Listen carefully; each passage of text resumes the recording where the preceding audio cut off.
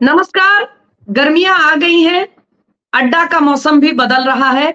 एक तरफ चुनाव की सरगर्मी है, दूसरी ओर पारा बढ़ता जा रहा है। चैती जैसे अलसाए हुए गीत सुनने का समय आया है। लेकिन आज हम अड्डा पर जो बात करना चाहते हैं, आप सब जो हमसे जुड़े हैं, वो संगीत और कल्चर से कहीं ज्यादा चिंताजनक स्थिति है, और वो है प्रजातंत्र में बाहुबल का प्रभाव, बाहुबलियों का प्रभाव। और क्या इस 2024 सन में आकर भी हमारा प्रजातंत्र बाहुबलियों, माफिया डॉन्स और इस तरह के लोग जो अपनी मसल पावर, अपने मनी पावर के बल पे प्रजातंत्र को अपने कब्जे में रखना चाहते हैं, ऐसे लोगों को देश से निजात मिलेगी या नहीं?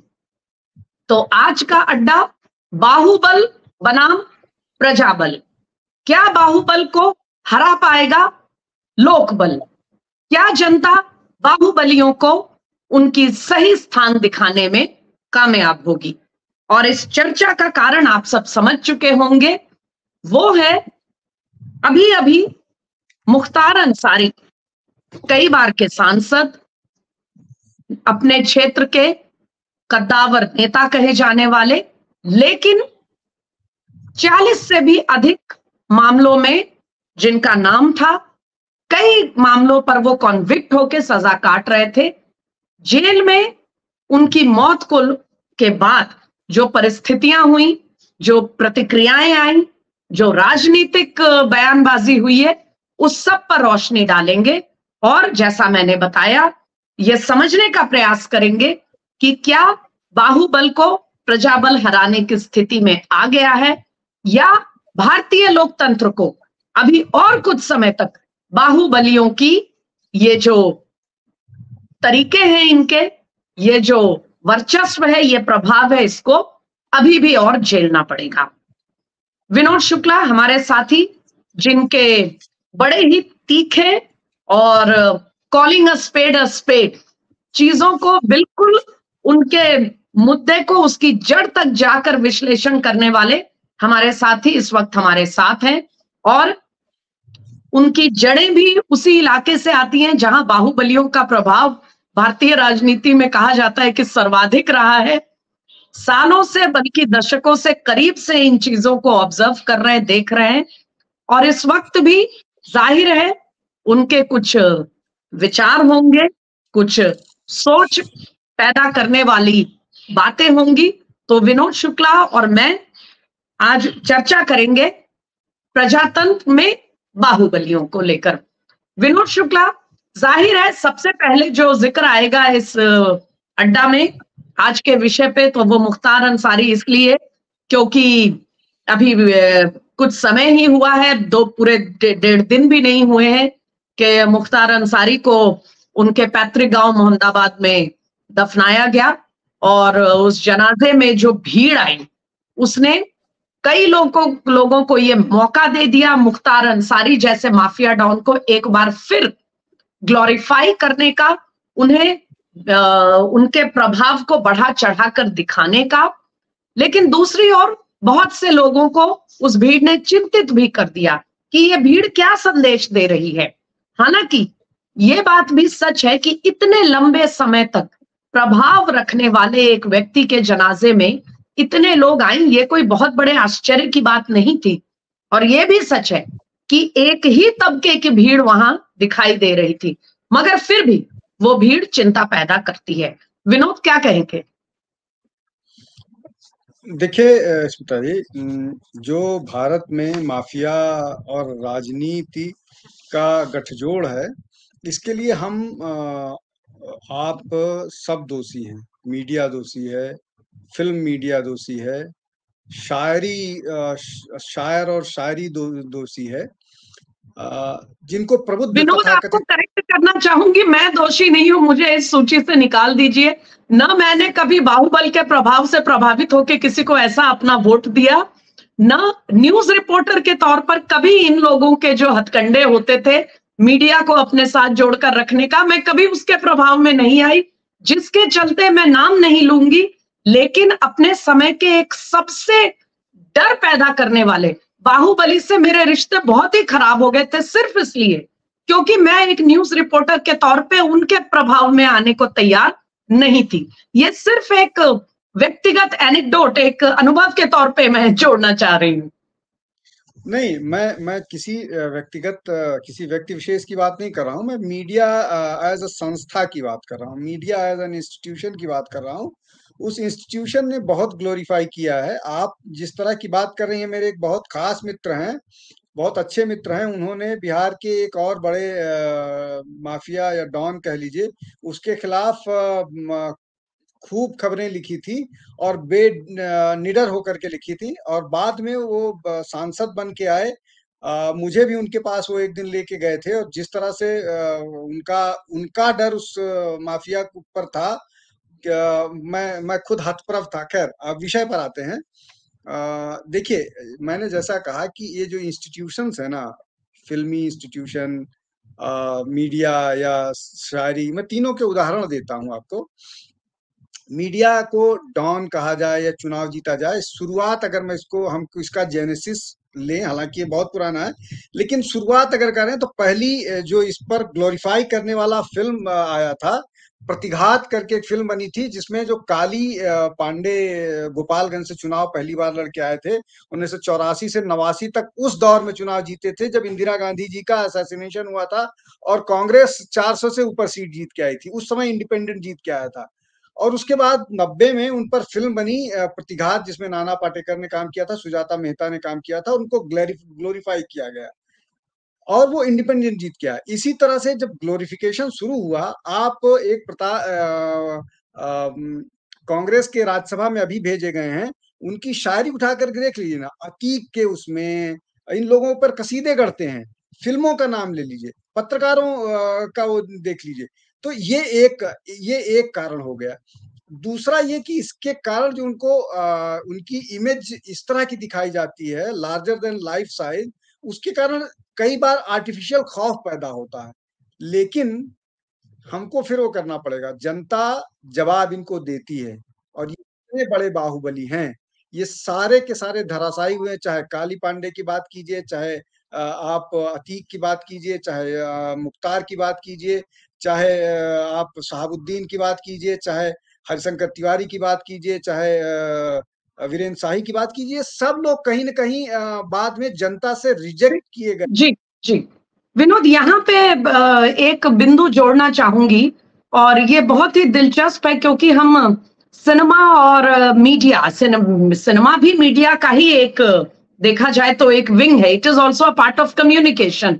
बेशक वो एक बड़े बजट का, एक बड़े स्केल का वो माध्यम है, लेकिन सिनेमा और मीडिया उनको भले ही ग्लोरीफाई करें, लेकिन लोग उनसे बहुत डरे हुए रहते हैं, आतंकित रहते हैं।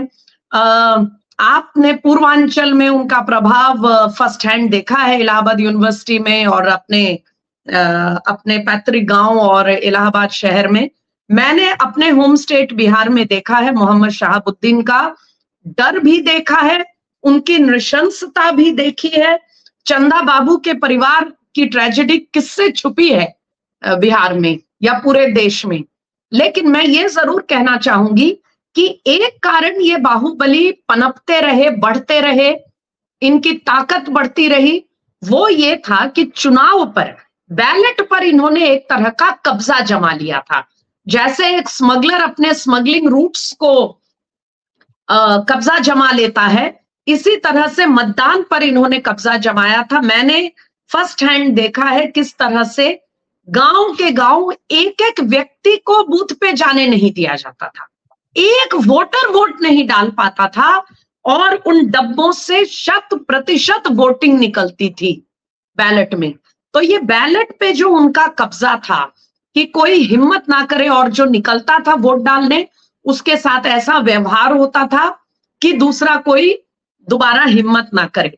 लेकिन जरा सा कॉन्फिडेंस, जरा सा सिक्योरिटी का एहसास मतदाता को, जनता को मिले, तो वो बड़े से बड़े बाहुबली को धराशायी कर सकते हैं। आपने काली पांडे का नाम लिया, मैं मोहम्मद शहाबुद्दीन का नाम भी लूंगी। ऐसे और भी लोग थे। के एस राव को याद करिए, जब उन्होंने बीड़ा उठाया बिहार में फ्री एंड फियरलेस चुनाव कराने का, तो सिवान में एक महिला मतदाता ने हमसे कहा कि इस बार तो हम वोट डालेंगे, कुछ भी कहो। हमने कहा आपको डर नहीं लगेगा कि जिस तरह से माहौल बनाया जाता है, उन्होंने कहा अब कोई डर नहीं है, वो सब चितकबरा के हाथ में चला गया है। चितकबरा का मतदान केंद्र के आगे पीछे पूरा है, वो लोग गांव से गए हैं, यहां से निकल के हम सबने देखा है, अब कोई कुछ नहीं कर सकता। आप समझ गए होंगे चितकबरा कहने का उस महिला का आशय ये था कि जो कैमोफ्लाज में, फटीग्स में जो सिक्योरिटी फोर्सेस, सीआरपीएफ जो कैमोफ्लाज यूनिफॉर्म में आई थी, तो वो उस यूनिफॉर्म को चितकबरा कह रही थी। तो एक बार सीआरपीएफ की टीम गांव से गुजरी, इसका इतना कॉन्फिडेंस हो गया गांव वालों में कि वो गए, और आप सब जानते हैं कि उस चुनाव में किस तरह बिहार की राजनीति पलटी थी। तो इसीलिए अगर जनता सोच ले और सिस्टम, प्रशासन, शासन उनको कॉन्फिडेंस देने में कामयाब हो, लेकिन जैसा कि फॉर्मर डीएसपी शैलेंद्र सिंह मुख्तार अंसारी के प्रभाव के पीड़ित अधिकारी और उस समय की सरकार के पीड़ित अधिकारी हैरेस किए गए, वो बता रहे थे कि जब आईजी और डीएम और एसएसपी जेल में जाकर बाहुबली के साथ बैडमिंटन खेलेंगे तो किस तरह का संदेश लोगों को जाएगा। तो कुल मिलाकर बात यह है विनोद कि इसमें बाहुबलियों को कितना दोष दिया जाए, और बाहुबलियों को, यानी अगर वो उन पे मुकदमा हो भी जाए, अगर कोई हिम्मत करके उन्हें जेल भेज भी दे, तो वहां प्रशासन उनको पूरा प्रोटेक्शन देने लगता है। मुख्तार अंसारी के बारे में कहते हैं कि जेल के बगल में एक मकान ले लिया था उन्होंने, ताकि जब जेल से निकल करके मकान में अपने लोगों से मिलना जुलना, मीटिंग करनी हो। यह भी एक प्रश्न है कि इनके जेल जाने के बाद भी इनका प्रभाव चलता था। देखिए, जो आप बात कह रही हैं ना, असली मसला वही है कि जो सरकार में जो राजनीतिक दल है उसका इन नक्सलियों का, अरे इन बाहुबलियों का नेक्सस है। वो नेक्सस दो तरफा है। नेक्सस एक तरह से ये है कि वो अपनी सीट तो जीतेंगे ही, खौफ के कारण वो अगल बगल की सीटों को भी प्रभावित करेंगे। एक तो आप अगर किसी ऐसे राजनीतिक दल को इस तरह का बेनिफिट दे रहे हो, तो आपको उसके बदले में, ये क्विड प्रो को ही है, आप उसके बदले में आपको बहुत सारी, फिर आप उसको ठेका दिलाइएगा, उसको आप फैसिलिटीज दिलाइएगा, उसके लोग क्राइम करेंगे, पेटी क्राइम करेंगे तो उसको छुड़ाइएगा, फिर और बदले में वो आपको वोट दिलवाएगा। बदले में वोट दिलवाएगा। मैं आपको दो उदाहरण देता हूं। अगर सरकार सख्त है तो सरकार कैसे डील करती है, और एक किस तरह से नेक्सस बड़े स्तर पर काम करता है, दोनों में। अभी कुछ दिन पहले बांदा जेल से एक माफिया को उसकी पत्नी के साथ जेल के अंदर पकड़ा गया, और आईपीएस ऑफिसर थी वृंदा शुक्ला। उन्होंने बाकायदा प्लान करके और उसको गिरफ्तार किया, और बाद में बहुत सारे आर्ग्यूमेंट दिए गए। और आप ये सोचिए कि कोई भी माफिया की पत्नी जेल के अंदर उसके साथ कैसे, उसके केबिन, उसके क्यूबिकल, जो भी कमरा होता है वहां पर बिना सेल में, बिना जेल अथॉरिटीज की जानकारी के। लेकिन सरकार ने इच्छा शक्ति दिखाई और सरकार ने उसको पकड़ा और उस पर नकेल कसी गई। एक ये उदाहरण हो गया।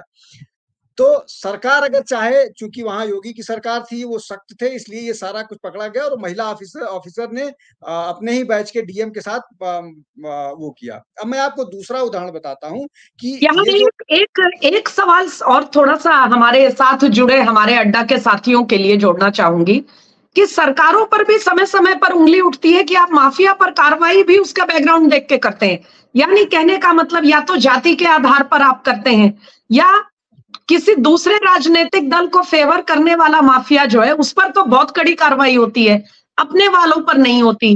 अभी हाल की बात है, अभी हालांकि एक ही मुकदमा ये है, लेकिन बृजभूषण शरण सिंह को लेकर भी ऐसा कहा जा रहा है कि बीजेपी तो उन पर कार्रवाई करने में ठिठक गई, लेकिन दूसरे पार्टी के माफियाओं पे कार्रवाई चल रही है।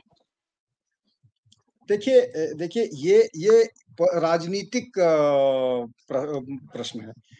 आप राजनीतिक तौर पर आरोप लगाने के लिए वो हैं। मैं आपको बताता हूं, इन्हीं सब ग्रुप में एक ब्रजेश सिंह करके बड़े माफिया हुआ करते थे। पूरे इस उसमें कहीं नजर नहीं आ रहे हैं, जबकि उनके बारे में ये कहा जाता था कि वो मुख्तार और बाकी सारे लोगों से ज्यादा बड़ा है, वो उड़ीसा से गिरफ्तार होकर के जेल में है। और उन पर भी कार्रवाई की गई। शायद अगर जाति देख कर के किया जाता तो ब्रजेश सिंह नहीं गिरफ्तार किए गए होते, और जेल में रहते तो जेल में भी उनको उनको तो कोई, भाई बहुत सारे लोग मीडिया के हैं, पता करें उनको क्या विशेष सुविधाएं उपलब्ध कराई जा रही हैं, और भी बहुत सारे उदाहरण मैं उदाहरण दे सकता हूँ। मैं जो दूसरी बात कहना चाह रहा था कि ये जो नेक्सस है और इसका जो कम्युनलाइजेशन हुआ है विशेष रूप से, ये जो तीन बड़े नाम आए हैं, शहाबुद्दीन, अतीक और मुख्तार का, देखिए ये बेसिकली यूपी बिहार में ज्यादा फ्लरिश इसलिए किए कि यहाँ पर एक कॉम्बिनेशन बैठता है, मुस्लिम प्लस एक वो कह लीजिए मुस्लिम यादव वाला फैक्टर ज्यादा काम किया है। अब मैं आपको उदाहरण देता हूँ बनारस की 2009 के चुनाव का। मुरली मनोहर जोशी बनारस से चुनाव लड़ रहे थे और मैं चुनाव कवर करने के लिए वहीं बैठा था। सारा आसपास का इलाका, भदोही, मिर्जापुर, गाजीपुर, ये सारा कवर करके मैं बनारस में कैंप किया हुआ था, इसलिए कि मुख्तार वहां से चुनाव लड़ रहे थे। और इस तरह की खबरें जो मैं वहां था, इस तरह की खबरें आई थी कि इस चुनाव को जोशी जी को हराना है और चाहे जितने पैसे देने पड़े, और कहा यह जा रहा था कि गल्फ से लगभग 100 करोड़ रुपए इस चुनाव के लिए सिर्फ आए हैं और डिस्ट्रीब्यूट किए जाएंगे। उस चुनाव की गॉसिप में तो ये भी कहा गया था कि 2-2:30 बजे तक, या यूं कहें 1:30-2 बजे तक तो डॉक्टर जोशी हार रहे थे। बिल्कुल, मैं वही बात कर रहा हूँ। हाँ जी, मैं वही बात कर रहा हूँ। मैं चूंकि बनारस पूरा दिन था, इसलिए कि बहुत इंटरेस्टिंग हो गया था इसके बाद, और उसमें अजय राय और ये समाजवादी पार्टी सारे सारे उसमें वो थे। तो 2:30 बजे तक सबको राजेश तिवारी, राजेश मिश्रा कांग्रेस के कैंडिडेट थे, जो वहां के पूर्व सांसद हैं, वो चौथे नंबर पे चले गए थे, जमानत उनकी जब्त हो गई थी। पूरे उसमें तक 2-2:30 बजे तक सबको ये हो गया कि जोशी जी चुनाव हार गए हैं, उनके खिलाफ लगातार वोट पड़ रहा है। अब आप सोचिए कि 3 बजे भीड़ निकली। हाँ, अचानक बूथ पर, मैं वही कह रहा हूँ कि अपना उदाहरण है, मैं बूथ घूम रहा था और देखा कि अचानक लोग आना शुरू हुए, जो लोग वोट नहीं देने के पक्ष में थे वो आना शुरू हुए। तो दो तरह की खबर आई कि पैसे पहुंच गए हैं, और दूसरा ये कि नहीं, जोशी जी नहीं हारना चाहिए और काशी से नहीं किसी माफिया को नहीं चुनाव करना। और उसके भी बाद जोशी जी आखिरी उसकी जो वोटिंग हुई, उसके बाद 17,200 से वोट जीत पाए हैं चुनाव।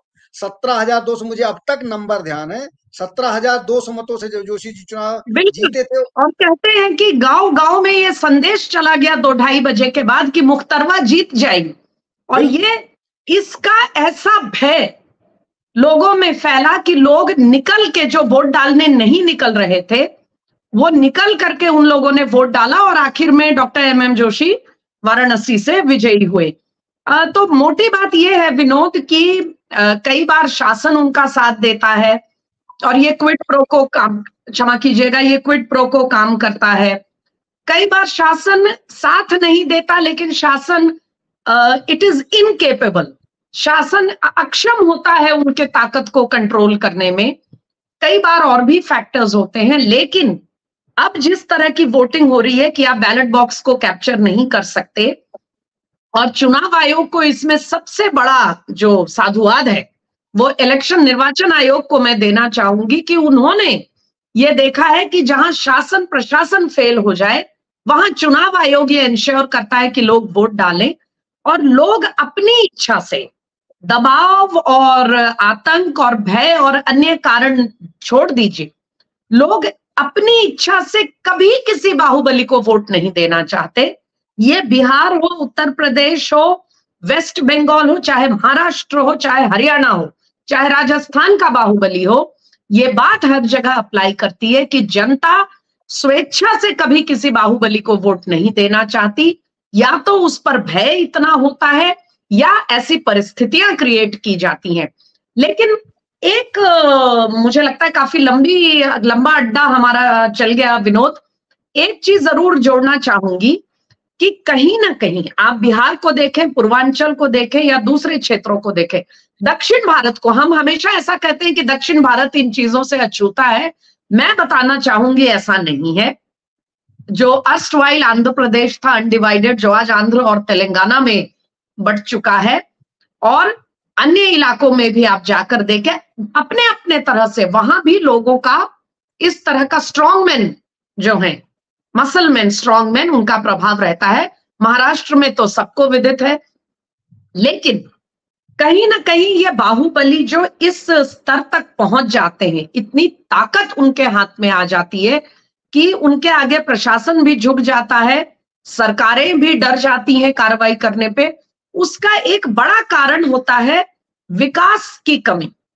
जहां सरकारें कमजोर हैं, विकास बिल्कुल नहीं है, सरकारी मशीनरी लोगों को वो नहीं दिलवा पा रही है, वो सुरक्षा, वो सुविधाएं जो देना सरकार का की जिम्मेदारी है, वहां लोग परेशान होकर, तंग आकर इन बाहुबलियों की शरण में जाते हैं और इनकी ताकत बढ़ती जाती है।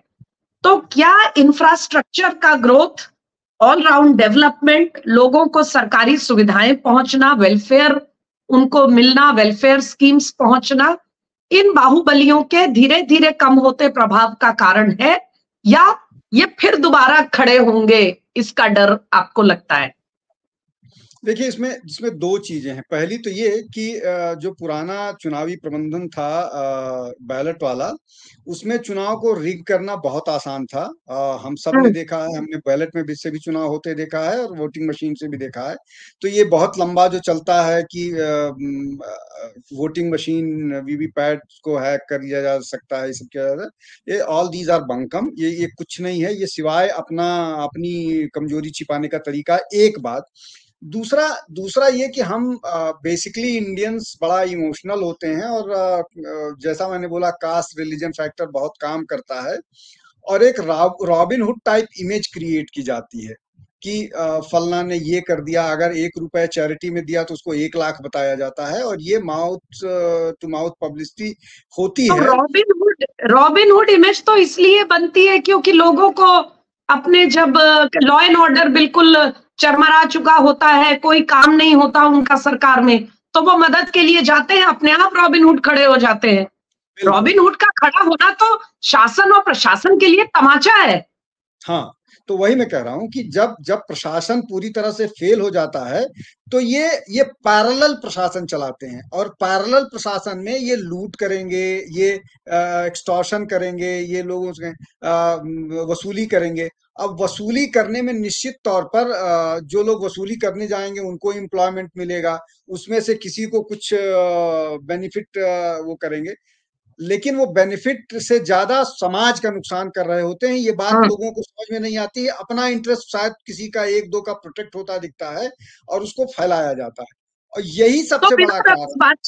इस बातचीत को अब समेटने का एक तरह से कुछ निचोड़ हमारी आज की डिस्कशन का निकालने का समय आया है।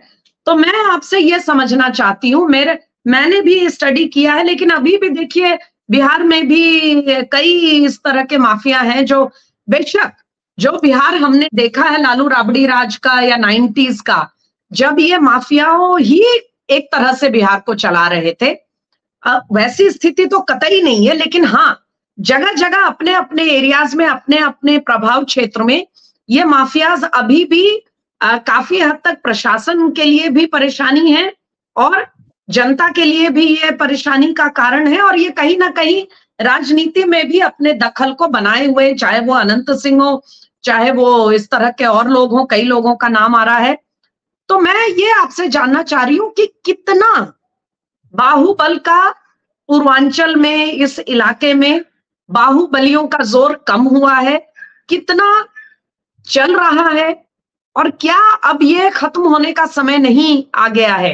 क्या जब देश आजादी के 100 साल मनाने की ओर बढ़ रहा है, 75 वर्ष पूरे हो चुके हैं, अभी भी इस तरह के लोग अपना ये केवल प्रभाव ही नहीं चलाएंगे, बल्कि देश की राजनीति को भी अपने हिसाब से नचाएंगे?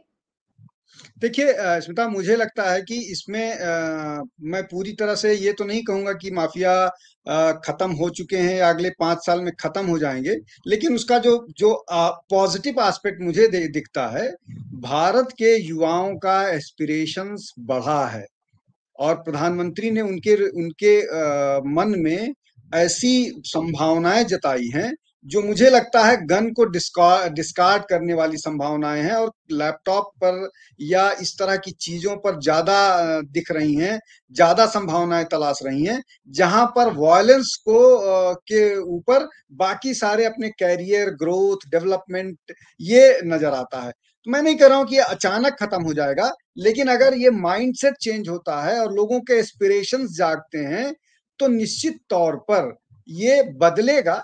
हो सकता है 5 का 10 साल लग जाए, लेकिन मुझे भविष्य नहीं नजर आता माफिया राजनीति का उसका। और मैं अंत में अपने अब अंत में मैं अपनी एक बात और जोड़ना चाहूंगी, और ये व्यक्तिगत अनुभव से भी जुड़ा हुआ है और समाज के ऑब्जर्वेशन से भी, कि इस तरह के सो कॉल्ड बाहुबली जो अपनी मसल पावर और गुंडागर्दी और अपने नेटवर्क के कारण समाज को बिल्कुल अपने हिसाब से कब्जे में रखते हैं, इसका सबसे, वैसे युवा इसके सबसे बड़े खतरनाक, युवाओं पे इसका असर होता है क्योंकि युवा इनसे आकर्षित होते हैं और युवा एक रचनात्मक, एक अच्छे भविष्य के बजाय इनके तरफ जाना में उनको ज्यादा फायदा दिखता है। उनको लगता है कि अपने इलाके में उनका रुतबा बढ़ेगा, वो फलाना डॉन के आदमी माने जाएंगे, और वो सारा जो पिक्चर हमारे समाज में ग्लोरीफाई किया गया है मीडिया और सिनेमा वगैरह में, उससे प्रभावित होकर वो इस रास्ते को चुनते हैं।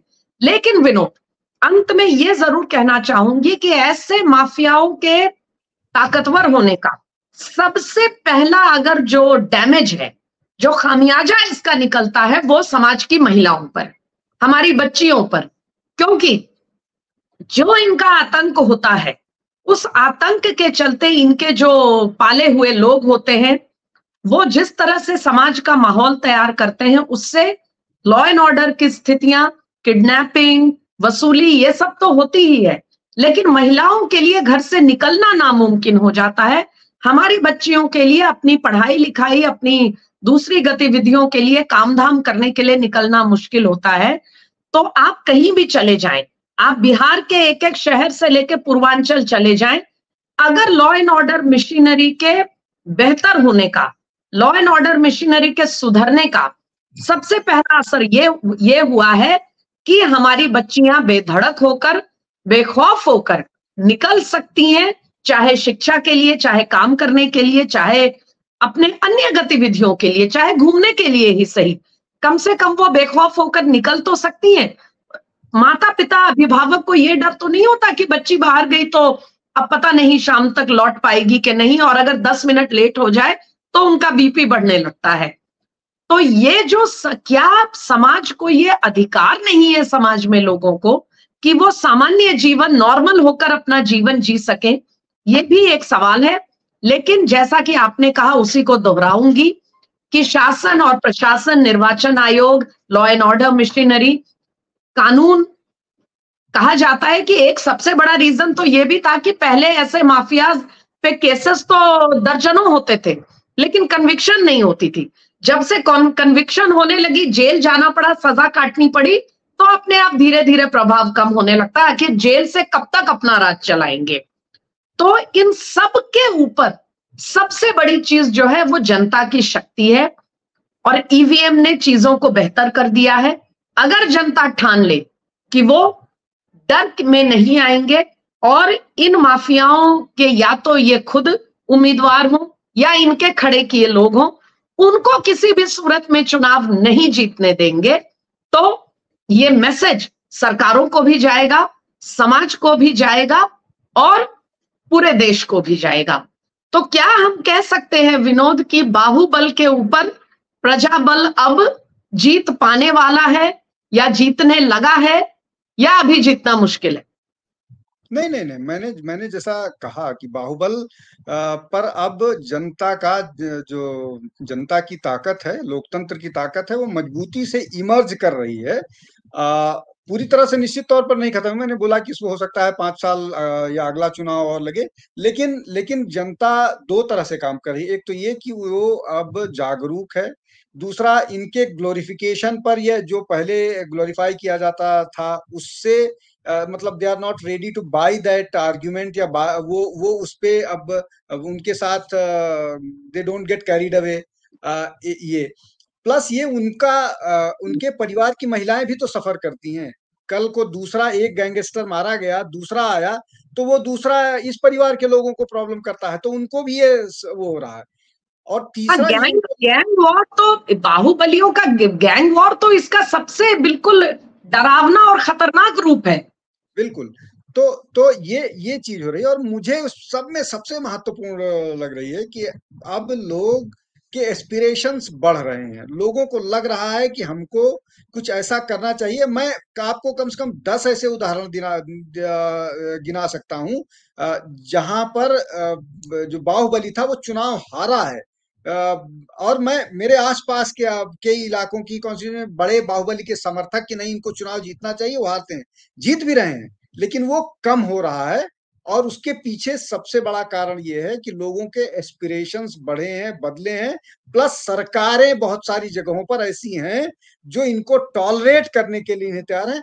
आप उत्तर प्रदेश के मुख्यमंत्री खुद इन बाहुबलियों के विक्टिम रहे हैं। जिस तरह से वो जब मऊ में बिल्कुल उन पर जिस तरह का आक्रमण हुआ था, तो और जो आदमी खास करके मुख्तार के, क्योंकि वही प्रभाव क्षेत्र मुख्तार का हाँ, तो वो खुद उस विक्टिम रहे हैं। चूंकि वो पब्लिक लाइफ में है तो उन्होंने झेला है और उनकी जान बची थी। यानी मुख्तार अंसारी हो, अतीक अहमद हो, मोहम्मद शहाबुद्दीन हो जो अब नहीं है, काली पांडे, मुन्ना शुक्ला, तमाम ऐसे नाम है। इससे पूर्व में हरिशंकर तिवारी का भी प्रभाव था। कुल मिलाकर यह है कि लॉ एंड ऑर्डर मशीनरी अपना काम करे, उस मशीनरी को अपना काम करने दिया जाए, फॉर्मर डीएसपी शैलेंद्र सिंह जैसी स्थितियां ना बने, उसके लिए सरकार में इच्छा शक्ति हो, राज्य की सरकारों में, केंद्र की सरकारों में, विशेषकर राज्य की, क्योंकि पुलिस राज्य की सरकार के हाथ में होती है। और जनता ये बाहुबलियों के पास जाकर ये शॉर्टकट के बजाय कानून के रास्ते पर ज्यादा भरोसा करे। सरकारों की ये भी जिम्मेदारी है कि अंतिम व्यक्ति जो है, चाहे कितना भी दुर्गम इलाका हो, कितना भी इंटीरियर बेल्ट हो और कितना भी कोई बाहुबली प्रभावशाली हो, सरकार वहां तक विकास पहुंचाए, तमाम जो जीवन की सुविधाएं वो पहुंचाए, और आखिरकार मतदान के समय लोग ये सोचकर वोट करें कि उनको अपने बीच का एक प्रतिनिधि चाहिए या उनको उस रॉबिनहुड को खड़ा करना है। तो मुझे लगता है कि प्रजा की ताकत, लोक बल, प्रजा बल के आगे ये बाहुबल टिक नहीं पाएगा 2024 में, कम से कम बिल्कुल नहीं। मुझे लगता है विनोद, बातचीत बहुत लंबी हो गई। आपको जोड़ना चाहे एक वाक्य तो जोड़े, वरना इसको, आज के इस डिस्कशन को, बहुत ही दिलचस्प डिस्कशन रहा, इस अड्डा को विराम दिया जाए। और हमसे जो लोग जुड़े हैं उनको धन्यवाद करें कि वो लगातार हमसे जुड़ते रहे। लाइटर नोट में एक बात कह दूं कि सरकार से बड़ा कोई माफिया या कोई बाहुबली नहीं, माफिया मत कहिए, सरकार से बड़ा कोई बाहुबली नहीं होता है। तो जिस दिन सरकार चेत लेगी उस दिन किसी बाहुबली की नहीं चलेगी। जी, तो बिल्कुल इसी बात को मैं भी दूसरे शब्दों में कहूंगी कि प्रजातंत्र में जो सरकार, चुनी हुई सरकार होती है, वो प्रजा की प्रतिनिधि होती है। सबसे बड़ी ताकत संविधान ने सरकार को दी है, प्रशासन को दी है। अगर सरकार अपनी ताकत को सही दिशा में और पूरी तरह से एक्सरसाइज कर रहे, तो क्या औकात है कि कोई बाहुबली सरकार के खिलाफ खड़ा हो या सरकार को ब्लैकमेल करे और जनता को परेशान करे। इसी बात के साथ आज के ये अड्डा को हम विराम दे रहे हैं। आप सब हमसे जुड़ रहे हैं, हमें सब्सक्राइब करेंगे तो और रेगुलर आपको हमारी बातचीत, हमारे विश्लेषण मिलते रहेंगे। हमारे अड्डा पे आते रहिए, अकेले मत आइए, अपने मित्रों दोस्तों को लेकर आइए। ये वही अड्डा है जो सालों से आप फिजिकली अपने मित्रों के साथ अड्डा में आते हैं, बस फर्क ये है कि ये डिजिटल फॉर्मेट में है। तो आते रहिए अपने साथी, अपने मित्रों के साथ, हम भी लगातार आपसे जुड़ते रहेंगे। नमस्कार।